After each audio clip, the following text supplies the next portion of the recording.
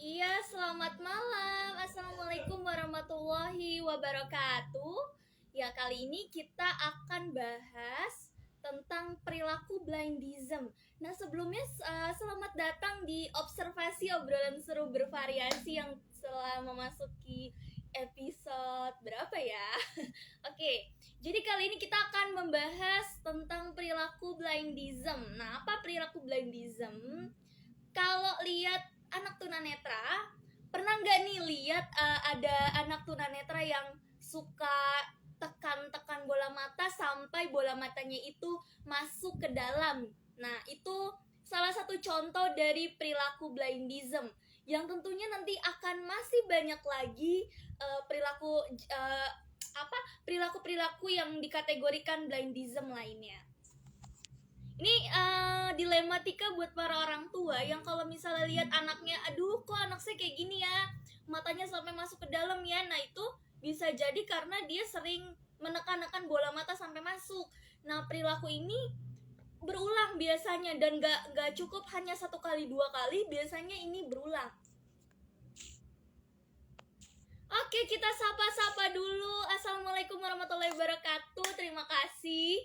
Nah, kali ini tuh kita kedatangan dua narasumber, bukan dua narasumber ya.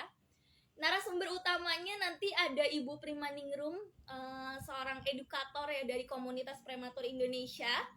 Untuk orang tua yang punya anak berkebutuhan khusus, bisa nih nanti bisa sharing dengan Ibu Primaningrum ini yang sangat luar biasa tentunya. Dan satu lagi saya mau undang, ini ada pengalaman langsung dari ibu saya terkait dengan blindism gitu ya, yang betapa saya juga punya hambatan juga selain blindism, misalnya dengan komunikasi juga dulu agak sedikit terhambat, dan bagaimana pengalaman mama untuk mengatasi atau bahkan meminimalisirkan lah perilaku blindism ini.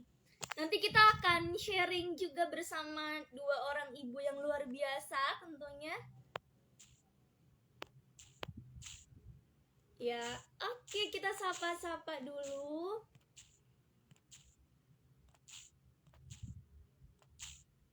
Halo, assalamualaikum. Ini Ibu Primanya sudah bergabung. Tante Prima mungkin bisa kirim send untuk permintaan.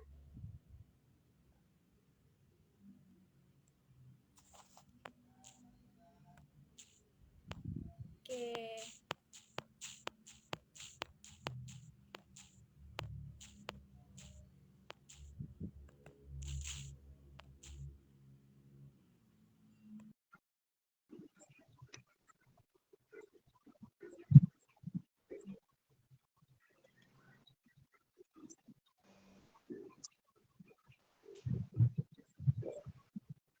Assalamualaikum warahmatullahi wabarakatuh. Waalaikumsalam Bunda, apa kabar? Baik, alhamdulillah. Jelas ya suaranya ya.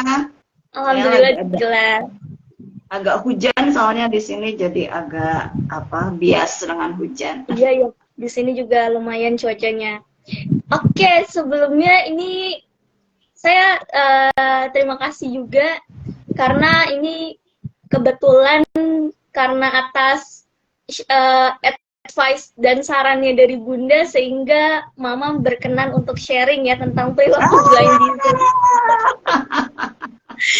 Sebenarnya saya udah ajak ini dari minggu kemarin, udah dari lama, tapi kayaknya pada saat Bunda yang minta, Mama jadi langsung bergerak. Iya, aku berpikir, ayo ikutan aja, gabung. Kita ngobrol Saya aja santai. izin. Oke, saya izin untuk undang dulu.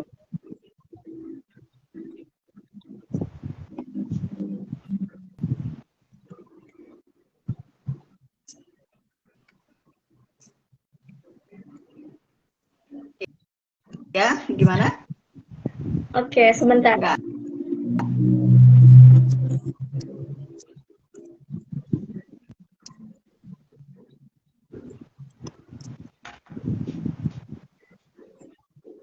Nah, udah saya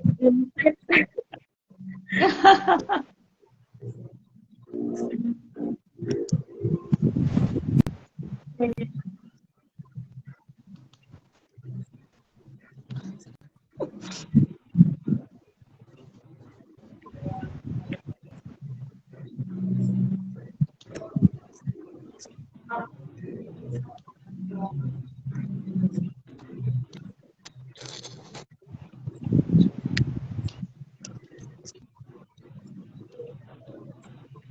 Assalamualaikum warahmatullahi wabarakatuh.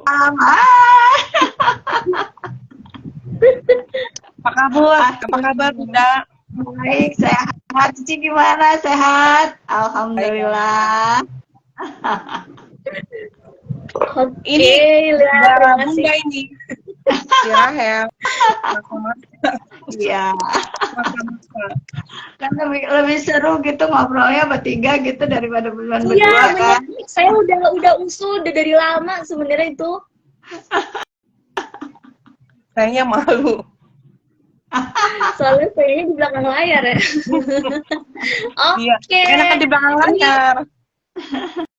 Iya, jadi kita udah kedatangan dua ibu yang sangat luar biasa tentang masalah blindism gitu ya. Mungkin nanti sebelumnya baik Bunda Prima maupun nanti dari Mama bisa untuk pertama kalinya memperkenalkan dulu seorang anak-anaknya yang bagaimana riwayat dan juga bagaimana tantangannya pada saat mengasuh anak atau buah hatinya yang ABK atau anak berkebutuhan khusus. Karena masih banyak ya Bunda orang tua yang bertanya-tanya saya harus gimana menghadapi anak saya yang seperti ini. Ada juga beberapa orang tua yang DM gitu melalui Instagram bertanya anak saya umurnya udah 11 tahun, udah 12 tahun gitu. Jadi ternyata momen-momen kebingungan ini sebenarnya di zaman modern masih ada juga gitu ya di banyak orang tua tentang bagaimana cara menghadapi anaknya yang bermacam-macam ragam. Nah, sebelumnya saya mau tanya dulu dari Bunda Prima nih, karena ini Bunda Prima narasumber kita yang utama. Ini Bunda Prima mungkin bisa menceritakan terlebih dahulu tentang Balkis gitu ya, dan bagaimana riwayat baik maksudnya kelahirannya pada saat itu dan juga saat ini Balkis itu seperti apa. Mungkin Bunda Prima bisa memperkenalkan dulu sebagai bahan pengantar dulu nih di awal. Oke, baik. Terima kasih Rachel atas kesempatannya. Senang banget bisa ngobrol lagi sama Rachel di acara motivasi. Sukses terus ya Rachelnya atas acaranya. Nah,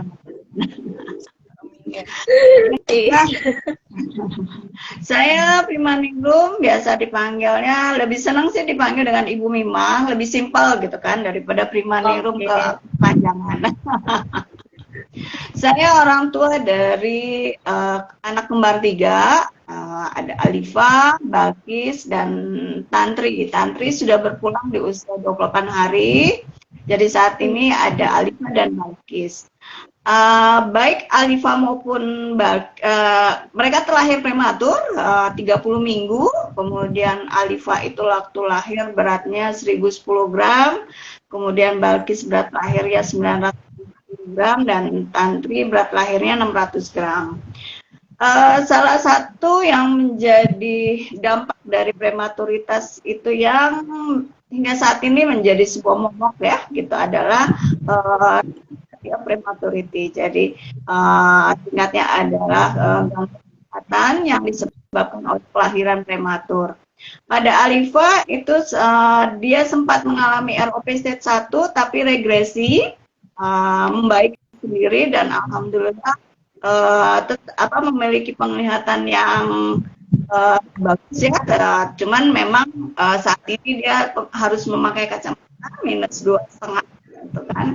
Kemudian sementara untuk ROP stage 5 dampaknya adalah kebutaan total. Jadi mereka sudah berusia 17 tahun.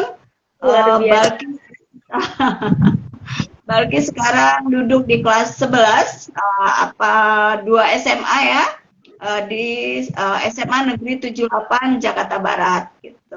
Itu sih pengantar dari saya tentang bagaimana dia penyandang tunanetra karena ROP dan saat ini sudah berusia 17 tahun, bersekolah di sekolah umum. Itu Iya, baik, luar biasa. Jadi untuk para orang tua tetap selalu optimis ya. Jadi apapun keadaannya pasti anaknya bisa. Ini buktinya Balkis dengan segala proses yang ada bisa menempuh pendidikan, apalagi di sekolah umum ini menjadi salah satu hal yang sangat-sangat luar biasa sekali.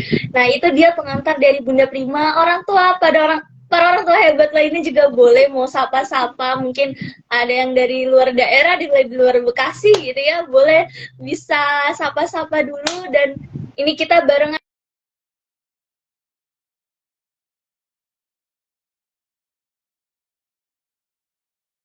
bahwa mengasuh anak berkebutuhan khusus itu bukanlah hal yang mudah gitu ya. Dari cerita Bunda mengenai ROP, mengenai Balkis yang sekarang sudah banyak sekali ya, ibaratnya hal-hal yang diraih oleh Balkis. Nah, sekarang saya mau bertanya ke Mama gitu ya. Nah, bagaimana pada saat kelahiran ya, baik kelahiran, terus pada saat mungkin juga bisa diceritakan bagaimana masa kecil pada saat itu. Karena Mama sering bilang saya punya proses yang panjang. Nah, mungkin Mama bisa sedikit.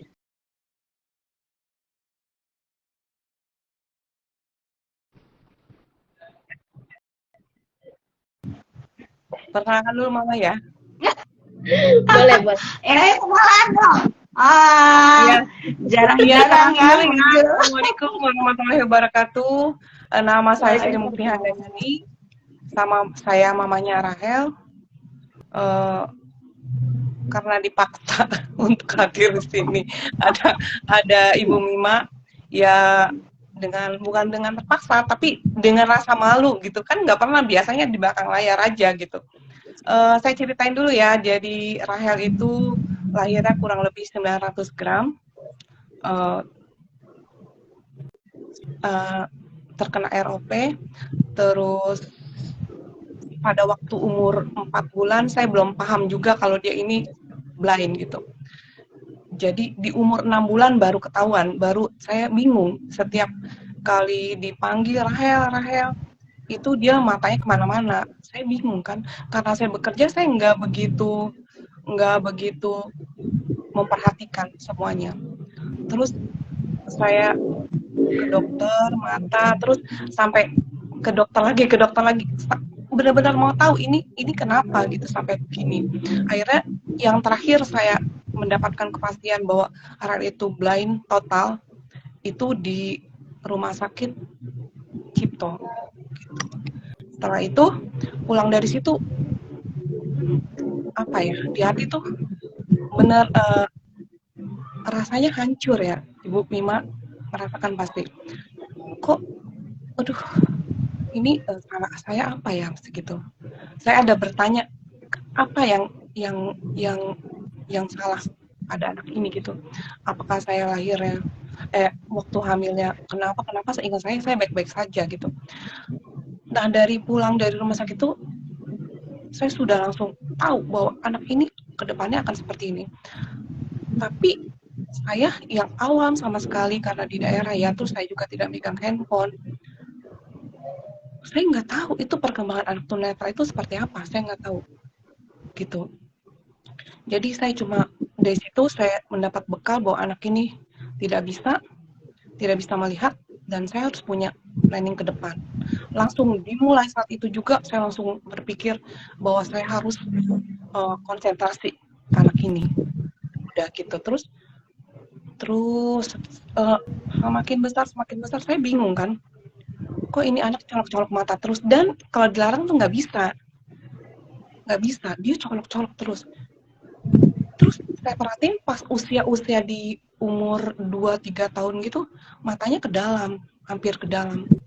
Saya pikir ini sepertinya ada sangkut pautnya dengan dia colok-colok mata. Nah dari situ, tiap kali dia colok, saya alihkan untuk tangannya pegang-pegang, terusnya diajak menari, nyanyi gitu. Diajak bergerak, karena kan waktu itu dia belum bisa menulis. Diajak gerak-gerak dulu, terus pertama dia diam, udah ngikutin kita gitu, terus lama-lama dia colok lagi sampai nggak ada jeda sama sekali. Misalnya saya bilangin, terus kadang dia nangis atau marah juga gitu. pengen begitu lagi. Akhirnya ya udah, saya kuatin hati saya untuk bagaimana nih caranya. Soalnya saya kan kerja juga. Kalau misal kerja, artinya tidak ada yang memperhatikan gitu. Akhirnya saya berpesan pada orang-orang yang di rumah, ada tantenya, ada saudara. Kalau Raya lagi colok-colok mata, tolong dialihkan tangannya untuk pegang sesuatu, kayak untuk bergerak, untuk apa aja. Terus akhirnya kita dapat bantuan tuh dari support dari keluarga semuanya. Dan mulai saat itu semuanya memperhatikan dia. Jadi pada saat colok-colok itu harus dialihkan lagi gitu. Dan usia mau 6 tahun itu masih terlihat masih ke dalam, Bu. Waktu sekolah di Rawinala itu masih kelihatan. Ya, Nah, mulai timbul karena nggak pernah dicolok dan kita konsisten padahal itu. Jadi pada usia 8 tahun ke 9 tahun itu kok agak-agak timbul. Nah, saya pikir ini kayaknya ada solusinya sini, pasti ini solusinya gitu. Saya pikir saat itu saya nggak tahu kalau misalnya orang-orang anak tunanetra itu dicolok terus matanya, saya nggak tahu. Sampai mulai saat itu saya langsung sering ikut seminar, ikut misalnya Bunda, di sini ada ini loh Ci, belajar, Cici ikut, terusnya di sini ada tempat belajar lagi, selalu ikut gitu. Jadi selalu tuh Rahel saya bawa-bawa untuk ikut belajar. Setelah itu saya baru tahu belakangan bahwa anak tunanetra itu suka mencolok. Dan untuk apa sih mencolok? Nah, mungkin semakin ditekan itu semakin terang, mungkin seperti itu. Ya, jadi saya ikutin, oh iya ya semakin terang gitu. Oh pantesan dia merasa nyaman gitu. Dan itu saya baru tahu setelah saya melakukan bahwa itu saya melakukan sendiri. Jadi saya nggak tahu itu, jadi saya sendiri aja. Ternyata benar gitu. Gimana, Bun? Ya, cerita ya tentang blendism ya. Saya kasih pengantar dulu ya, mungkin teman-teman mengikuti obrolan kita juga agak bingung apa sih blendism gitu ya. Nah, jadi blendism itu kebiasaan yang dilakukan oleh anak-anak, kebanyakan di sini adalah anak dengan gangguan penglihatan yang berupa gerak-gerakan khas yang berulang. Jadi kadang-kadang hanya jadi kadang-kadang kan kita suka melihat ada anak-anak yang suka goyang-goyang badan, kemudian ada yang memaju mundurkan badan gitu, atau kalau ini ulur rambut gitu kan. Jadi sebenarnya pada umumnya rata-rata setiap anak punya potensi memiliki blendism gitu. Jadi sebenarnya tidak khas untuk anak-anak gangguan penglihatan. Hanya saja memang pada anak-anak tunanetra kebanyakan memang dia dengan menekan area mata gitu.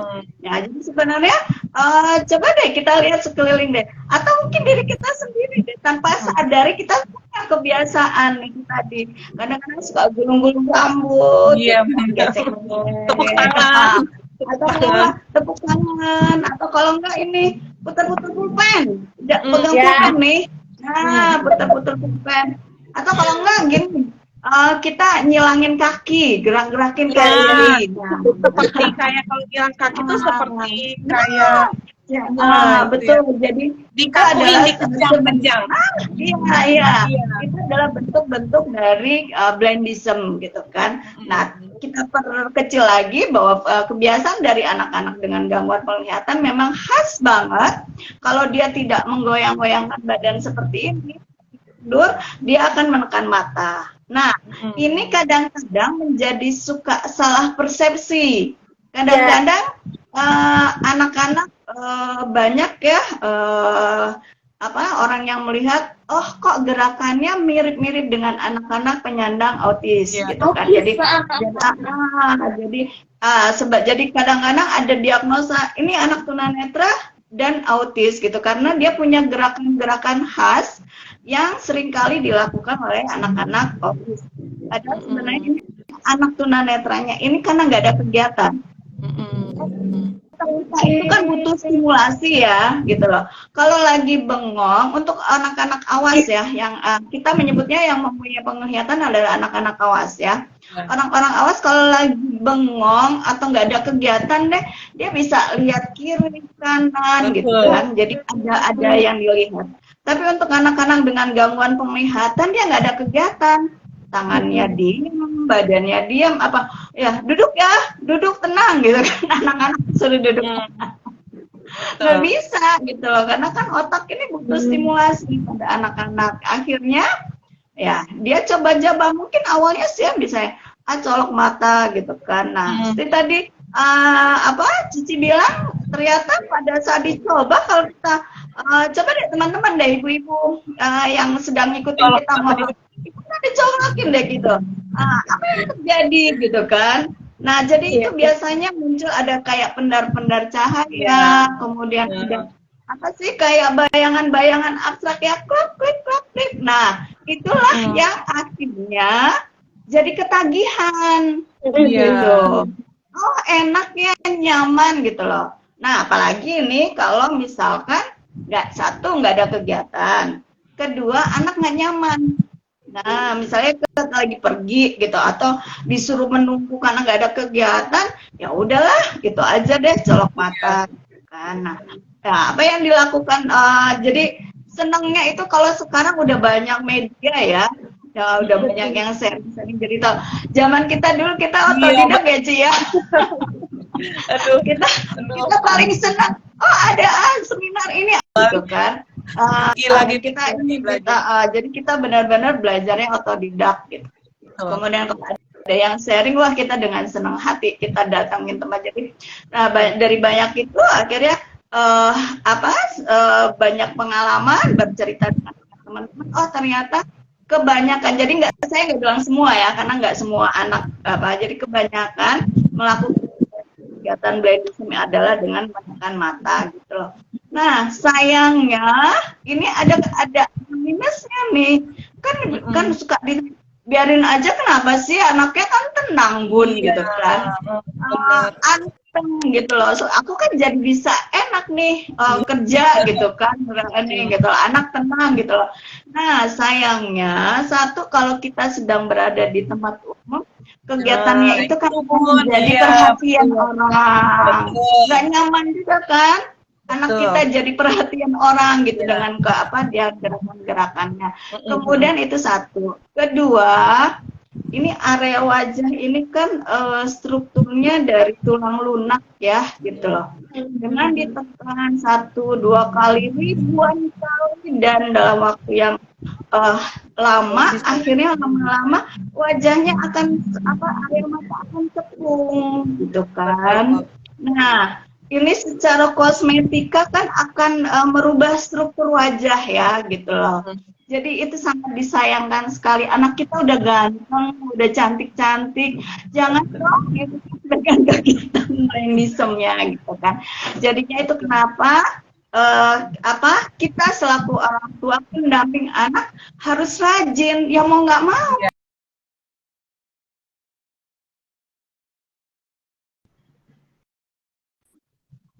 Kan. Nah, tipikal anak-anak itu kalau dilarang malah dikerjain. Ya kan? Gak mau, dia nggak mau berhenti. Semakin dilarang dikerjain gitu kan. Ayo jangan cepat colok mata. Nah, saya dulu ngajarin yang Balkis, daripada jangan colok mata, kasih kesibukan. Tadi yang Cici lakukan, tangannya dikasih mainan, atau kalau enggak kita berkegiatan gitu kan. Nah, metik-metik karena waktu itu udah agak gede dan ibunya baru tahu, punya ilmu, ya udah baru deh sambil menstimulasi motor halusnya, metik-metik sayur gitu kan, sayur bayam, ya udah nih, udah nggak peduli lagi panjang pendeknya, berantakan, udah deh, yang penting anak panjang gitu kan. Atau kalau nggak ya udah sekarang ini ngitung dari bola satu keranjang ke bola berikutnya, disuruh hitung, ayo Balkis hitung, pindahin keranjang gitu. Jadi paling enggak jemarinya ada kegiatan. Ya, memang kita selaku orang tua juga nggak bisa 24 jam ya membersamai anak. Kita punya kegiatan lain. Kita punya anak lain juga yang harus kita perhatikan. Itu tadi seperti yang tadi Cici sampaikan, bekerja sama dengan anggota rumah, anggota warga rumah gitu kan. Ada ayahnya, mungkin ada neneknya atau ada pengasuh ya. Kepada mereka bahwa ini tangan anak harus disembuhkan gitu kan. Jadi supaya kadang-kadang ada pernah kasih kacamata buat Balkis ya, malah enggak, maksudnya biar menghalangi gitu. Tapi pintar, biasanya dari depan ya, ini dari samping dong, dari samping kacamata gitu kan. Jadi awalnya memang akhirnya emang awalnya dia kesulitan kan gitu loh, begitu mau menekan mata kok nggak bisa gitu loh, karena dia dipakein kacamata. Tapi lama-lama karena kacamata di sampingnya kan bolong ya gitu kan. Karena dari samping dong. Betul. Akhirnya nggak mempan gitu kan. Nah, itu jadi cara satu-satunya yaitu tadi menyibukkan jemarinya gitu kan. Kita gunakan kegiatan-kegiatan yang fungsional gitu. Seperti tadi, bantuin yuk, nih metik sayur gitu. Kalau nggak itu tadi simulasinya nggak bisa bermain gitu. Atau seperti tadi yang udah disampaikan Mama Cici tadi, ngajarin loncat yuk, kita olahraga gitu kan. Pegang tangan anak, loncat gitu kan, lari gitu kan. Kemudian ayo kita tepuk tangan sambil bernyanyi, atau kalau nggak ayo kita menghafal surah gitu kan, buat anak-anak yang muslim kan, kita menghafal surah yuk gitu kan, mau Al-Fatihah atau surat-surat yang pendek gitu kan. Jadi kita selalu beri kesibukan jemarinya supaya anak nggak pengen itu gitu. Ya itu karena tipikal anak semakin dilarang dia akan semakin menjadi. Dan begitu nggak begitu sering begini. Ya, itu sama sih gitu loh. Itu juga sama. Nah, mau nggak mau itu tadi kuncinya. Jadi kita orang tua harus jeli juga gitu loh. Apa sih tipe blendism anak kita gitu kan? Yang tekan mata atau bertepuk tangan atau yang maju mundurkan badan gitu loh. Kita harus teliti gitu loh. Harus observasi gitu kan. Harus kita lihat anak-anak kita dia ininya apa sih gitu. Karena kan juga ya kalau kita lagi di tempat umum nih gitu loh. Terus tiba-tiba anak kita lagi memaju mundurkan badan kan itu nggak juga gitu kan. Nah, sementara kita sedang keluar rumah pasti ada yang kita kerjakan. Kalau nggak mau anak harus menunggu. Nah, itu yang kadang-kadang memang menjadi dilema ya. Tidak selamanya bisa mengawasi, tapi minimal kita sudah berusaha. Itu sih. Gitu, Rachel, seru kan? Speechless. Kalau Ini luar biasa antusiasme dari orang tua yang dari tadi udah nggak sabar. Belum tanya jawab nanya ya. Nanti ya ayah bunda nanti bisa dijawab pertanyaannya. Baik, ini ada yang dari Medan, ada yang dari Kalimantan, ada yang dari Bekasi. Luar biasa sekali antusiasmenya. Ini udah ada yang bertanya duluan. Baik Rahel, Mama pamit dulu ya. Nanti Rahel fokus sama Bunda Mima ya. Terima kasih ya. Oke deh kalau gitu. Terima kasih ya Cici sudah bisa bergabung. Terima kasih. Terima kasih. Assalamualaikum warahmatullahi wabarakatuh. Waalaikumsalam warahmatullahi wabarakatuh. Oke, ini ceritanya sangat panjang sekali. Jadi kenapa ada anak yang blindism gitu ya? Ini juga tadi ada orang tua yang komentar tentang autis, tapi memang sekilas kalau kita lihat seperti anak autis gitu ya, karena kan beberapa dari autis tuh melakukan gerakan yang berulang-ulang.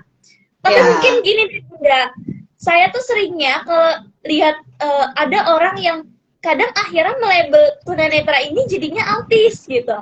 Nah sebetulnya dari perilaku ini mungkin kita bisa kenal dulu deh perbedaan antara autis yang beneran atau dia tuh cuma sekedar nggak ada stimulasi gitu.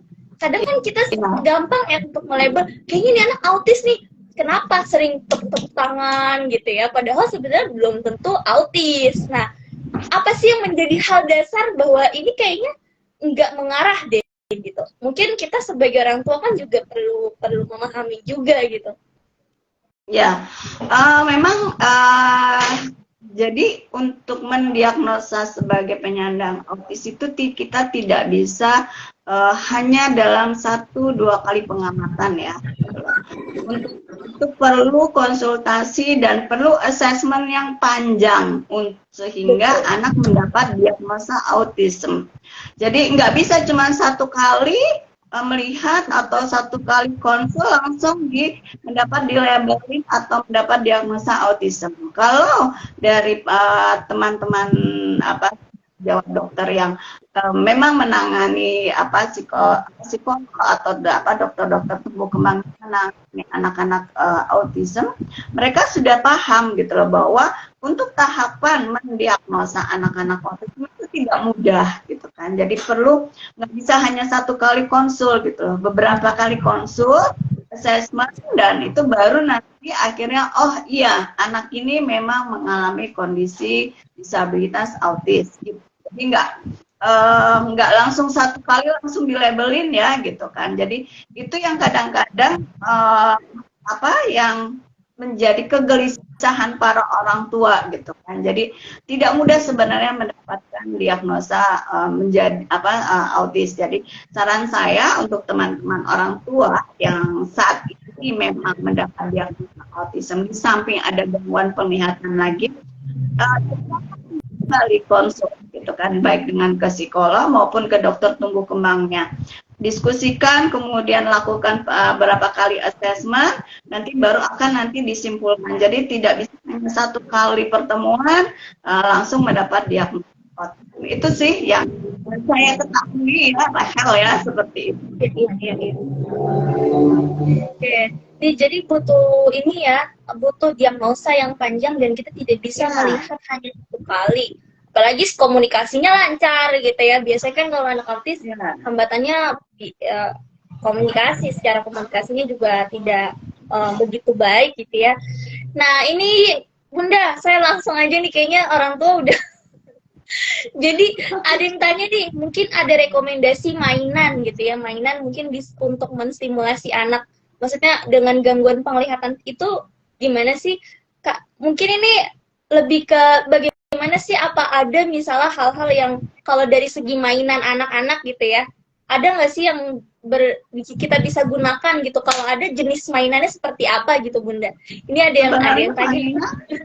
Mainan nggak harus beli ya gitu loh. Nggak harus beli, kita bisa pakai mainan yang ada gitu kan. Prinsip dasarnya mainan yang bisa digunakan oleh anak-anak dengan gangguan penglihatan itu, 1, apabila dia masih memiliki sisa penglihatan adalah warna yang mencolok gitu. Jadi shocking color, seperti warna primer merah, kuning, biru seperti itu gitu kan. Kemudian apabila digerakkan, tersenggol atau digoyang mengeluarkan suara. Kemudian ada pendar sinar, ini dipegang biasanya untuk simulasi untuk anak-anak yang masih ada sisa bola-bola yang kalau diremas kan ada keluarin sinar gitu kan, atau kalau enggak benda boneka kecil yang kadang-kadang digoyang ada muncul sinarnya, seperti itu bisa dipergunakan. Kemudian ada satu lagi, ada tekstur. Jadi mainannya ada teksturnya, nggak licin aja gitu kan, satu kasar atau mungkin bergerigi atau halus, jadi ada teksturnya. Itu sih garis besarnya mainan-mainan yang bisa diberikan untuk anak-anak menstimulasi ya gitu. Baik ya. Mudah-mudahan bisa terjawab pertanyaannya. Nah ini ada lagi nih Bunda yang kasih komen, sudah berupaya kasih kesibukan tapi tangannya masih nggak mempan. Gimana tuh? Ya itu tadi, tipe kalau anak-anak makin dilarang makin dikerjain gitu kan ya. Ya 1 memang harus telaten ya gitu kan, dan harus telaten dan kemudian sambil kasih pengertian juga gitu. Jadi saya biasanya dulu waktu ini saya suka ngobrol sama Balkis kalau malam gitu kan.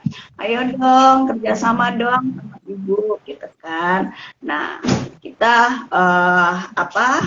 jadi penelitian juga bahwa kalau kalau kebiasaan itu tidak baik gitu kan. Satu, sampaikan aja nanti wajahnya bisa cekung, ada mata gitu. Dibandingkan bisa menjadi perbandingan adalah wajah kita gitu. Jadi minta anak kita untuk meraba area mata kita gitu.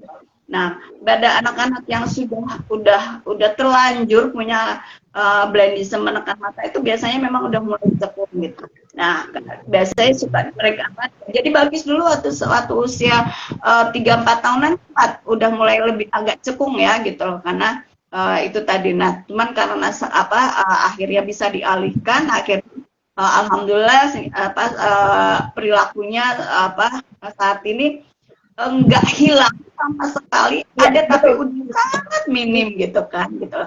Jadi memang mau nggak mau kitanya harus telaten, dan memang itu tadi kuncinya juga bekerja sama dengan keluarga yang lain gitu loh untuk mengingatkan gitu, dan kasih pemahaman anak dan kasih pujian buat anak gitu kan. Jadi daripada berteriak jangan colok mata gitu.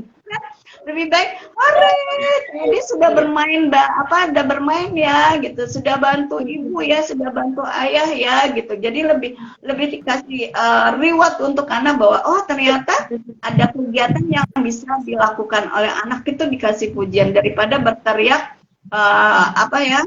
jangan colok mata gitu.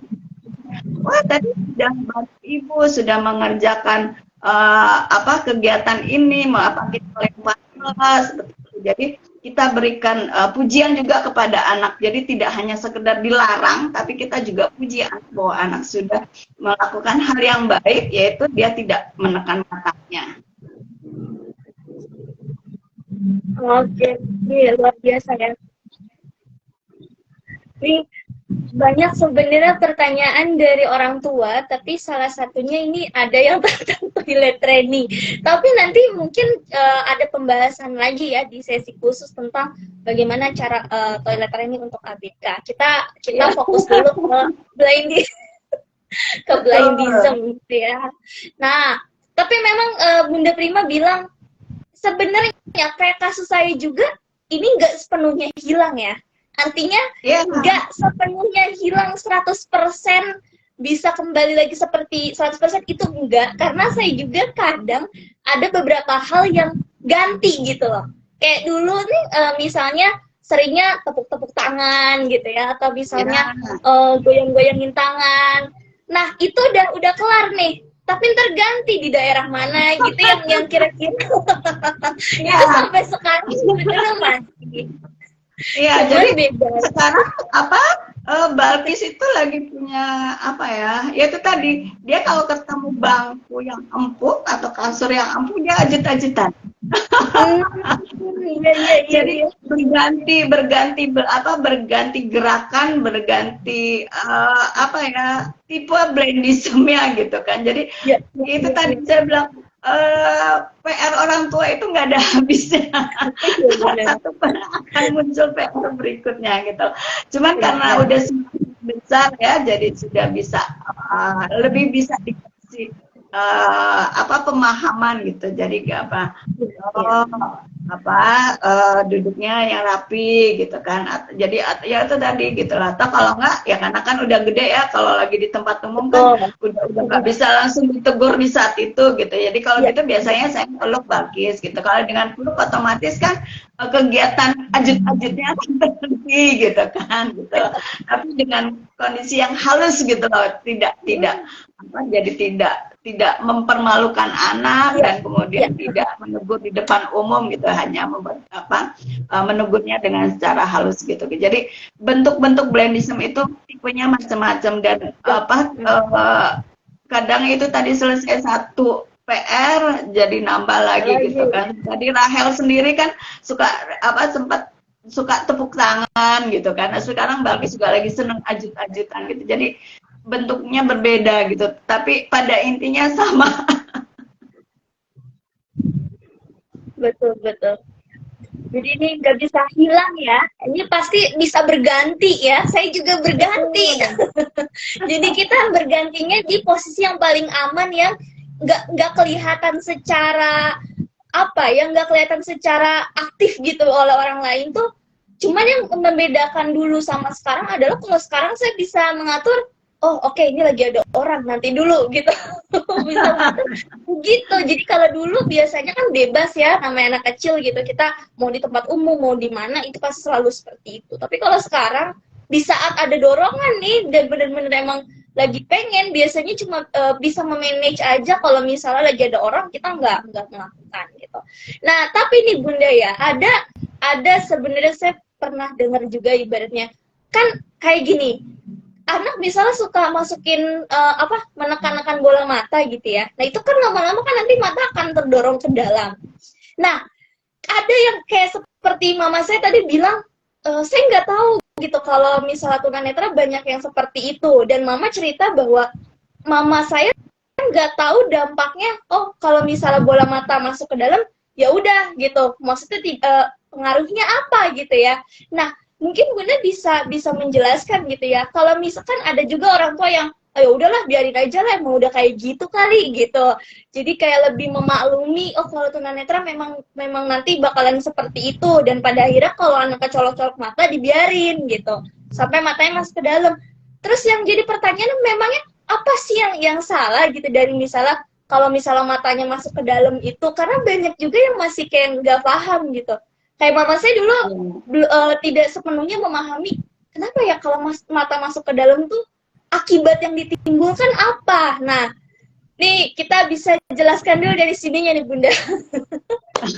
Jadi sebenarnya bukan masuk ke dalam ya, tetapi kecekungan dari area mata itu akhirnya lebih cekung. Jadi sekarang gini deh, batu ya ditetesin tetesin air satu-satu, akhirnya saking ribuan kali ditetesin dia akan cekung. Nah, sama halnya dengan area mata gitu. Jadi akhirnya lebih cekung, melihatnya seperti jadi matanya lebih ke dalam. Sebenarnya nggak lebih ke dalam gitu, cuman bentuk struktur wajahnya yang berbeda. Nah, ini secara kosmetika wajah akan berpengaruh gitu kan, gitu loh. Jadi mohon maaf ya gitu loh. Kadang-kadang akhirnya timbul di orang-orang yang aduh cantik ya, saya matanya kenapa ya gitu kan. Jadi akhirnya menjadi menarik perhatian gitu. Jadi teman-teman dewasa akhirnya untuk menutupi atau untuk mengkamuflase area wajahnya yang sudah tidak simetris lagi karena waktu kecil gitu kan, mereka mengkamuflasekan dengan menggunakan kacamata gitu loh. Nah, padahal sih sebenarnya kalau dari awal ya itu tadi ya, karena kan dimaklumin orang tuanya mungkin tidak paham dan nah sekarang untuk teman-teman yang sekarang nih gitu kan, ayo dong gitu loh, rajin dan jangan putus asa, konsisten, sabar gitu. Mau ya harus begitu gitu kan. Kenapa? Kita ngebayanginnya nanti 10-20 tahun ke depan gitu loh. Supaya wajah anak-anak kita itu tetap ganteng, tetap cantik gitu kan, dengan tidak merubah struktur wajahnya gitu. Karena kan karena kadang-kadang ada yang nggak dua-duanya hal yang ditekan, jadi dia hanya satu mata yang ditekan, akhirnya kan nggak simetris antara area mata kiri, area mata simetris gitu kan. Nah itu jadi aduh sayangnya gitu kan. Jadi itu tadi kita berpikirnya adalah ke depannya 10-20 tahun lagi gitu, supaya anak-anak ini tetap cantik, tetap ganteng gitu loh, tetap secara kosmetika lebih tidak berubah struktur wajahnya gitu, tetap itu tadi tidak kalau yang satu ditekan akhirnya kiri dan kanannya nggak simetris karena yang satu cekung yang satu enggak tuh. Betul. Nah, ini Bunda ada pertanyaan menurut saya bagus nih, bisa jadi rekomendasi dari Anela Meta. Ini saya nggak tahu ini sebagai orang tua mungkin ya, Ibu Anela Meta. Ini ada nggak Bunda rekomendasi buku untuk mendidik anak tunanetra? Nah mungkin Bunda bisa kasih rekomendasi gitu bahan-bahan bacaan apa sih yang bisa dibaca oleh orang tua dalam mendidik anak tunanetra itu seperti apa gitu Bunda? Ya, ini Bu Andela Maita memang orang tua dari anak dengan gangguan penglihatan karena ROP juga gitu kan. Terima kasih Ibu sudah bergabung. Terima kasih Ibu, luar biasa tadi antusiasmenya. Jadi saya punya namanya buku biru gitu. Itu dikenal banget gitu kan dengan buat orang tua gitu. Dengan aneh itu namanya kita menyebutnya buku biru karena memang sampulnya warnanya biru gitu kan. Itu adalah dari buku dari Perkins. Jadi kita prosesnya itu udah lama banget, udah sekitar waktu itu saya masih berada di Bakis, masih sekolah di Rawinala bareng Rael juga waktu itu. Jadi kurang lebih sudah berapa tahun yang lalu ya Bakis usia 6 tahun. Jadi sekitar ya kurang lebih 10 tahun yang lalu gitu kan. Nah, itu buku aslinya ada berbahasa Inggris, sudah diterjemahkan bahasa Indonesia gitu kan.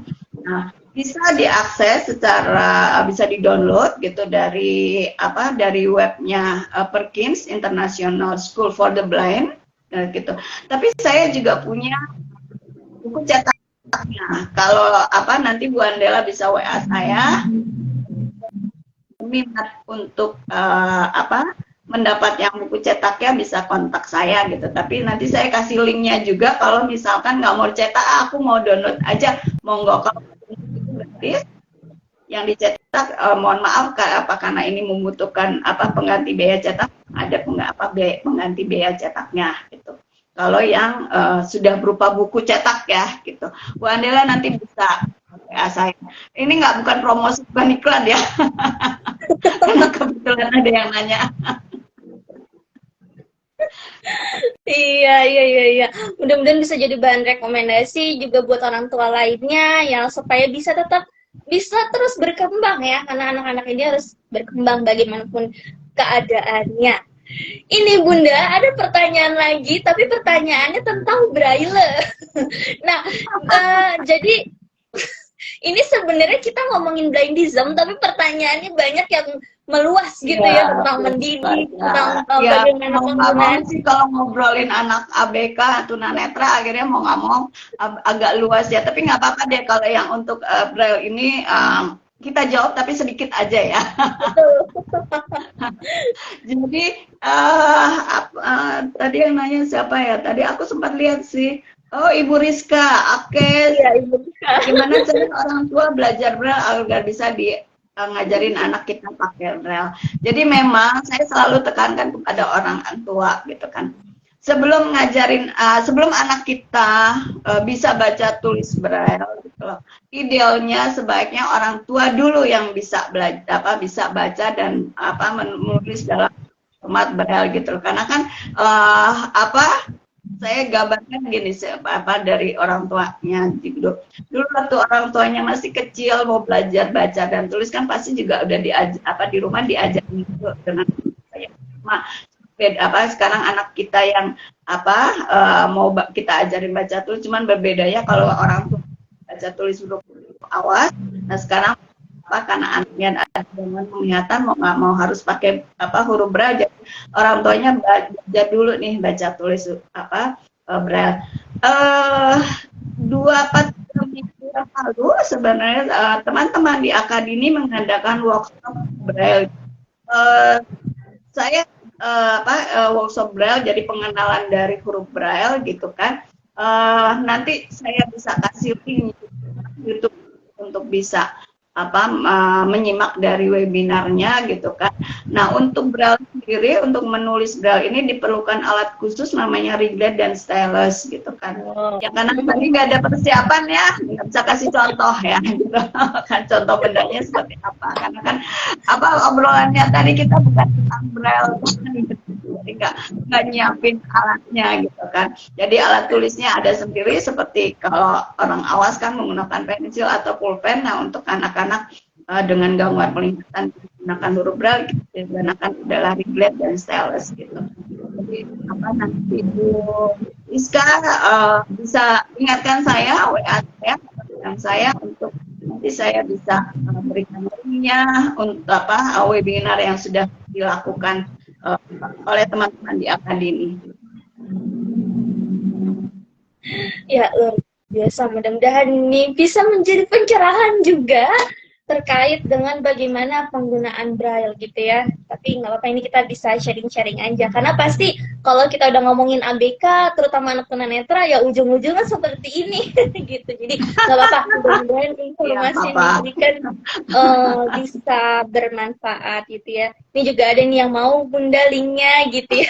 Nanti ini nanti DM saya boleh. Ya deh, boleh nanti Takutnya saya dari takutnya terlupa terlewat siapa aja yang pengen ini boleh ingatkan saya. Kalau yang sudah ada nomor WA saya boleh WA, kalau yang belum nanti bisa DM saya di akun Instagram saya di @primaningrum. Ya, betul.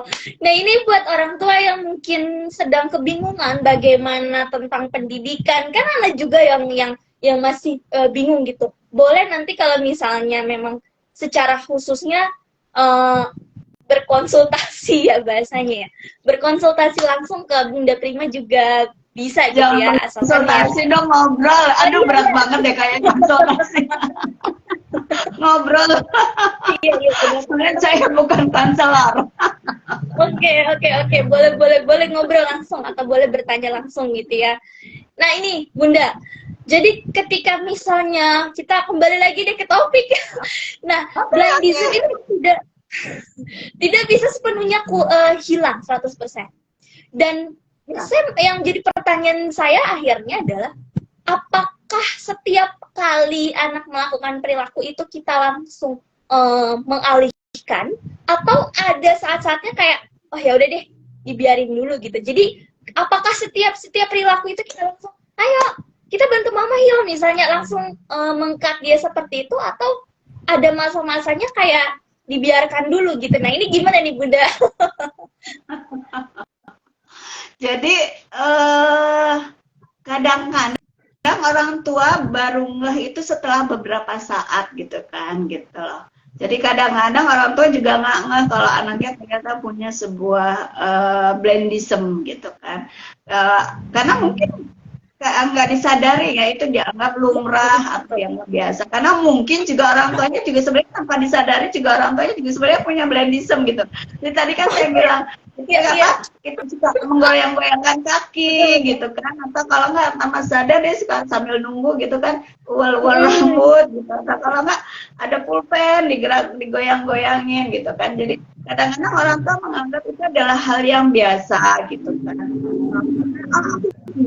Aku kalau bengong atau nggak ada kegiatan aku juga gitu, suka putar-putar pulpen atau ual-ual rambut gitu kan. Jadi mungkin satu itu dianggap oleh orang tuanya, orang tuanya juga tidak aware gitu kan.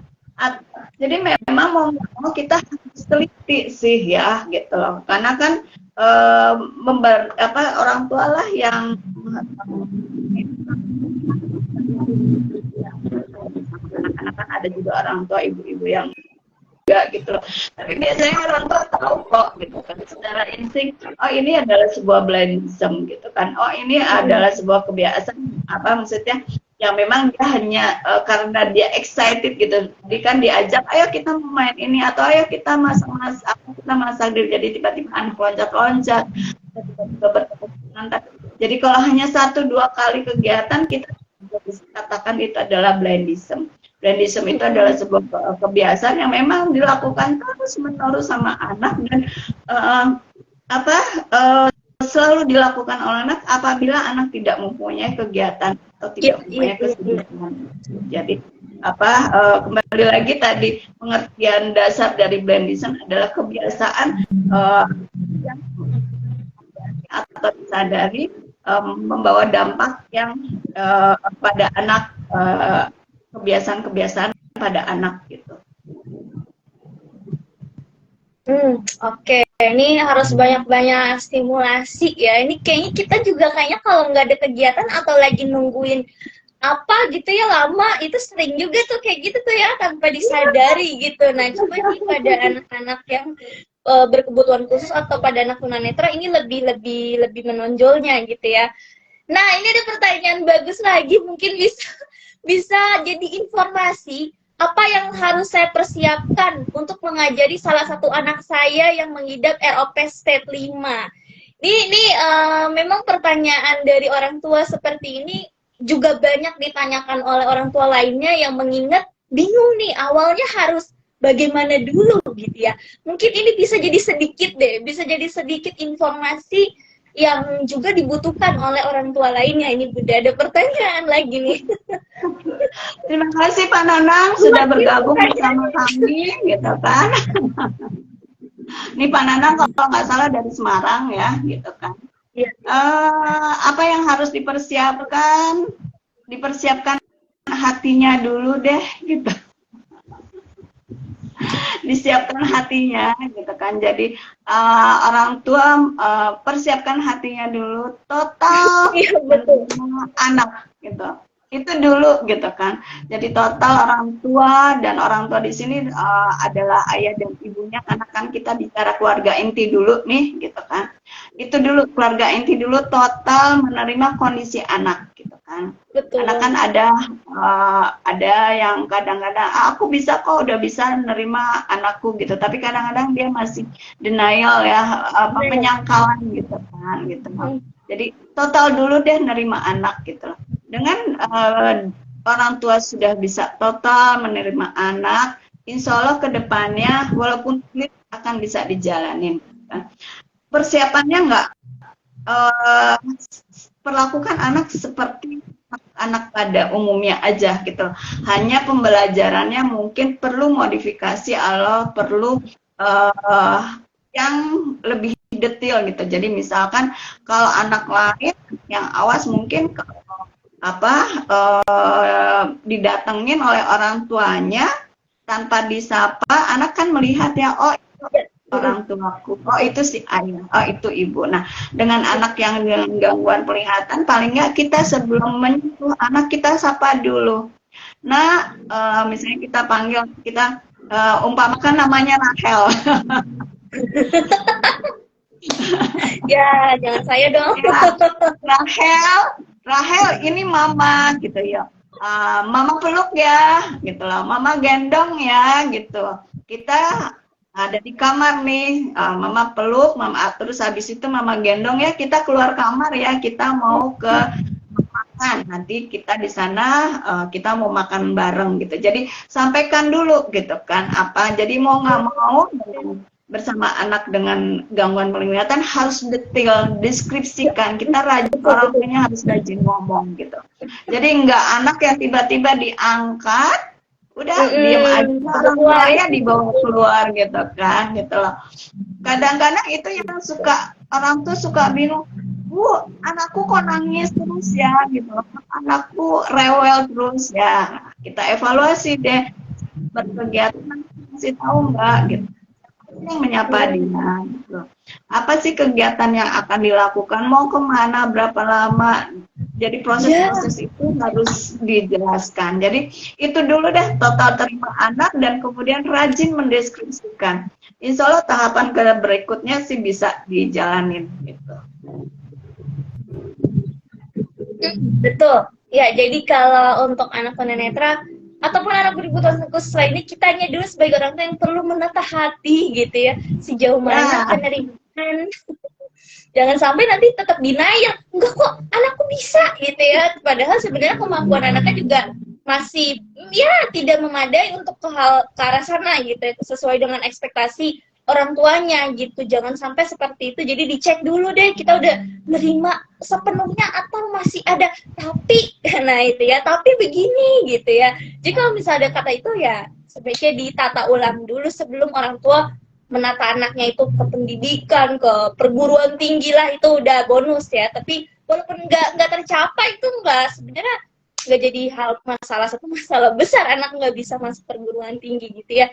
Nah, ini dari Ibu Divi April, mungkin tadi tentang menekan bola mata, gimana caranya supaya berhenti gitu, itu tadi udah dibahas sebelumnya, diberikan stimulasi gitu ya, berusaha untuk dialihkan kepada kegiatan-kegiatan yang jangan dibiarin bengong sendiri gitu ya, anaknya tuh bener-bener dikasih rangsangan tangannya tuh, misalnya entah suruh pegang apa atau gimana gitu dan sebagainya.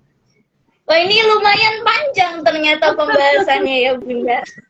Tapi gini, kadang kita tuh sebagai orang tua sering frustrasi nih. Kayak misalnya saya udah kasih kegiatan, udah kasih, kadang kan orang tua juga moodnya nggak selamanya oke ya.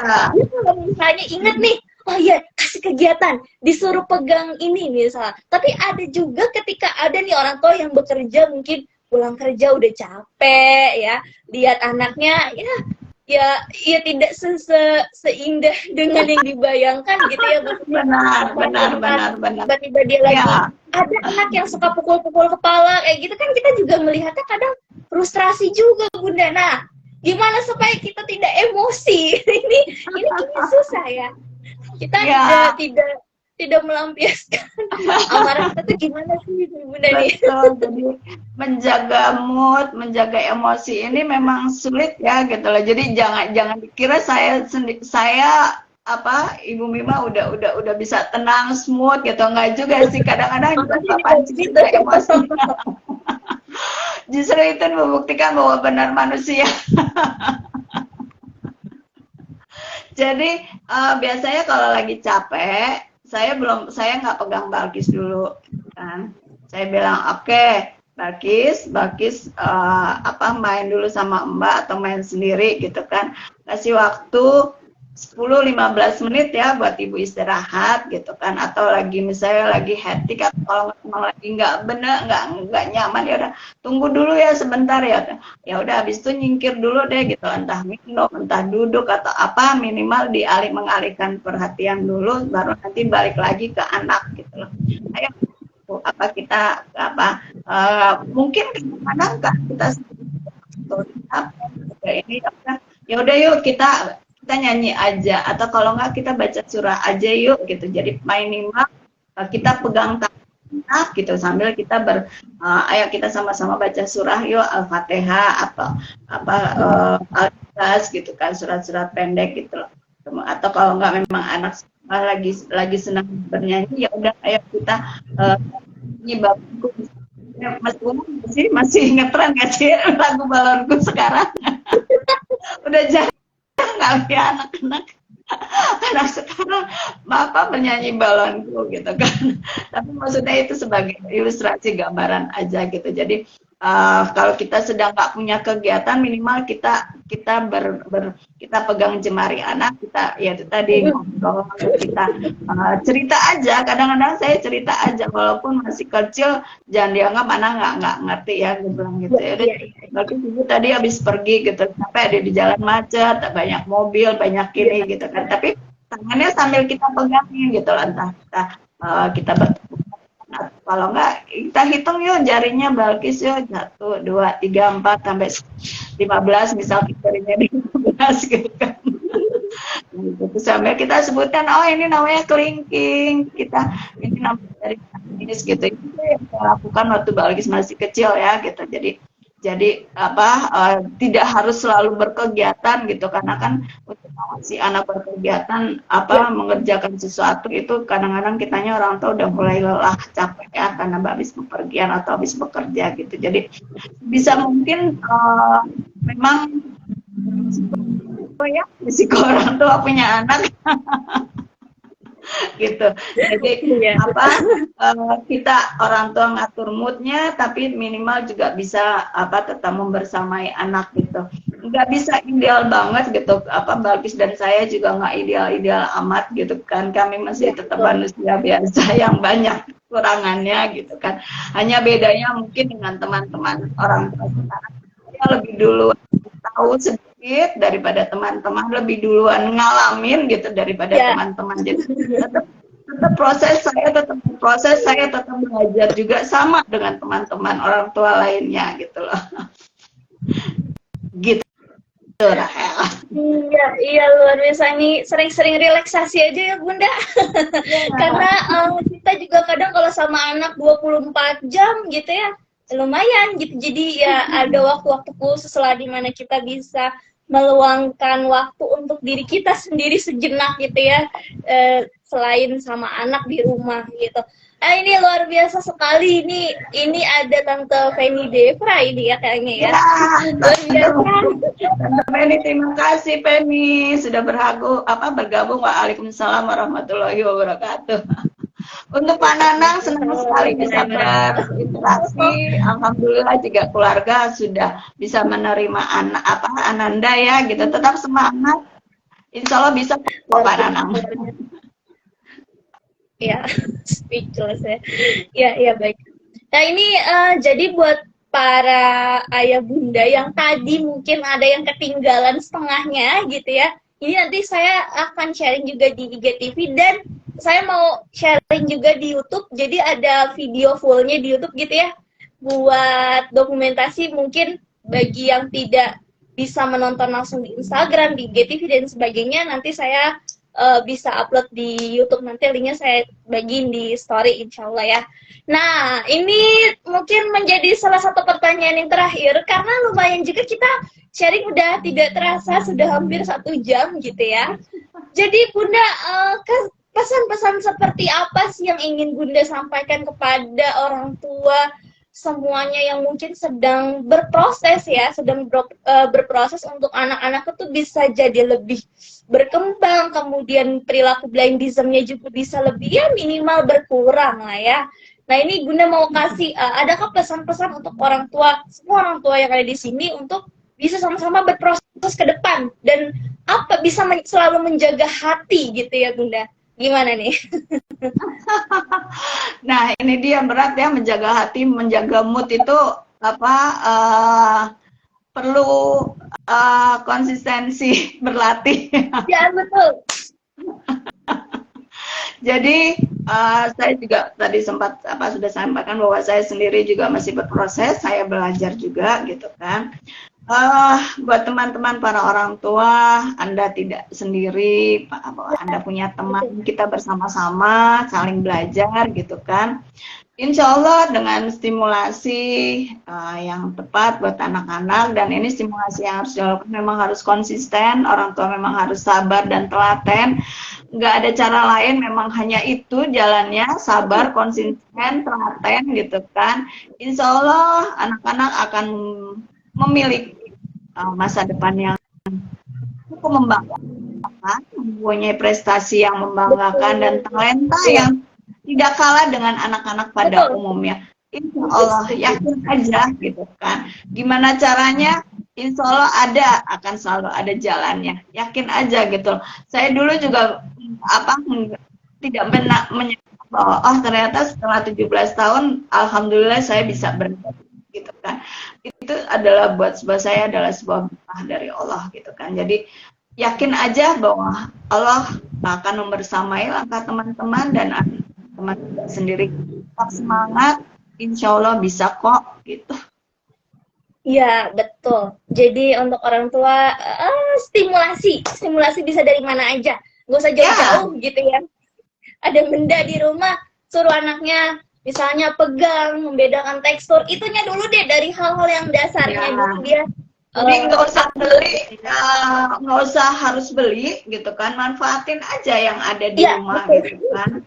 Ada botol air mineral yang udah tidak terpakai, ya kan bisa diremas-remas gitu kan, bisa bermain lempar tangkap gitu kan, atau kalau enggak misalkan tadi kita ke dapur yuk gitu kan, bantuin memasak gitu, ekspektasinya nggak usah tinggi-tinggi gitu, yang penting anak ada kegiatan gitu, metik bayam, metik kacang panjang seperti itu. Jadi gunakan benda-benda yang ada di rumah gitu. Kalau memang bisa beli, alhamdulillah ada dananya, alhamdulillah gitu kan. Kalau yang bisa. Nah, tapi kita tetap gunakan dulu deh yang ada di sekitar rumah kita. Betul. Kreatif ya, kuncinya kreatif gitu. Apa nih ya yang bisa saya lakukan untuk menstimulasi anak saya selama di rumah gitu ya. Jadi jangan sampai anaknya dibiarkan sendiri, main sendiri gitu ya. Jadi tetap harus aktif, kreatif, inovatif gitu ya, dan lain-lain sebagainya. Iya baik, terima kasih Bunda luar biasa. Ini antusiasmenya. Terima kasih atas sharingnya juga. Mudah-mudahan bisa menjadi ilmu yang bermanfaat untuk orang tua yang wah kita pembicaraannya luas gitu ya. Jadi mudah-mudahan bisa jadi informasi buat orang tua yang masih memerlukan, masih bingung gimana caranya. Ini mudah-mudahan bisa jadi sumber manfaat. Terima kasih Bunda untuk sharingnya dan terima kasih juga buat teman-teman, buat orang tua yang tidak bisa saya sapa satu persatu. Mohon maaf. Terima kasih Bunda, salam sehat buat keluarga semuanya. Buat Balkis, luar biasa Balkis nih ya. Ya, Ikuti terima ya. kasih. Terima kasih Rahel atas kesempatannya untuk berbagi. Semoga apa yang disampaikan menjadi manfaat, barokah amal jariah buat saya. Dan buat teman-teman yang sudah bergabung, terima kasih banyak atas waktunya yang sudah diberikan kepada kami mengikuti dari awal dan menyampaikan beberapa pertanyaan. Mohon maaf apabila ada kesalahan murni dari saya, kebenaran milik Allah Subhanahu wa taala. Amin. Assalamualaikum warahmatullahi wabarakatuh. Terima kasih Rahel. Terima kasih. Baik, terima kasih teman-teman untuk yang bergabung. Mudah-mudahan bisa jadi sarana. Yang penting tadi stimulasi, jangan kendor ya, konsisten. Terima kasih, saya tutup. Wassalamualaikum warahmatullahi wabarakatuh.